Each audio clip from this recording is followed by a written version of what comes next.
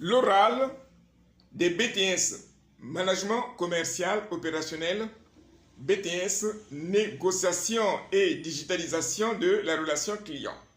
Pour les personnes qui ont redoublé l'année dernière, voilà la vidéo qui peut vous aider d'améliorer vos notes.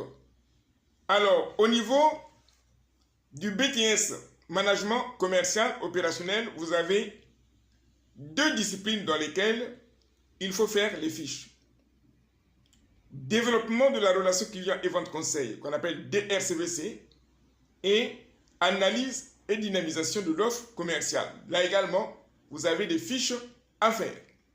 Pour la première épreuve, DRCVC, vous avez 4 fiches pour lesquelles vous allez présenter l'oral et qui sont les suivantes. Assurer la veille informationnelle. Réaliser et exploiter des études commerciales, c'est la deuxième. La troisième, vendre dans un contexte omnicanal. Et enfin, entretenir la relation client. Pour ces 4 fiches, l'erreur se situe dans la plupart des cas à quel niveau? C'est entre la présentation du contexte, la définition des objectifs et les méthodes. Ces 3 points sont des points stratégiques. Et le point de départ d'anomalie tient du fait que beaucoup d'étudiantes et étudiants vont faire du copier-coller des fiches.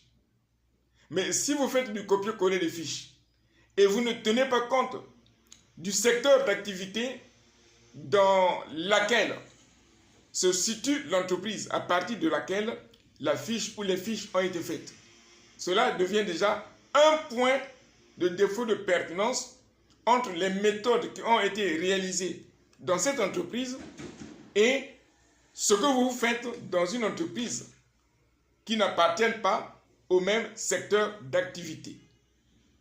Deuxième point, lorsque au niveau de votre contexte, les compétences du programme et du référentiel ne sont pas respectées, il y a des éléments obligatoires qui doivent apparaître dans le contexte. Premièrement, l'année de création de l'entreprise, le statut juridique de l'entreprise, la clientèle zone de l'entreprise, la concurrence et le champ d'action.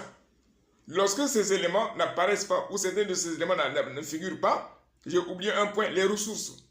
Est-ce que l'entreprise a des employés ou pas? Ensuite, il y a également la superficie de l'entreprise ou de l'unité commerciale. Ces différents points sont importants et doivent apparaître dans la présentation du contexte. Et une fois que le contexte a été présenté, il faut faire un diagnostic, c'est-à-dire établir un problème de management. Il faut diagnostiquer un problème de management et c'est ce problème de management qui va être résolu à partir d'une définition d'objectifs au plan quantitatif et au plan qualitatif.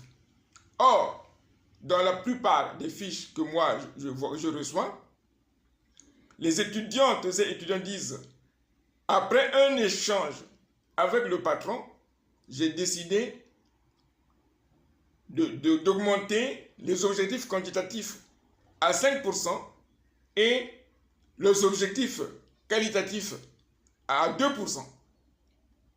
Au vu de quel élément avez-vous décidé d'augmenter les objectifs quantitatifs à 5%? Il n'y a pas d'élément, il n'y a pas de pertinence. Ça devient un point d'exposition aux mauvaises notes. Ensuite, au niveau des objectifs qualitatifs, pourquoi 2%? Pourquoi pas 5? Pourquoi pas 6?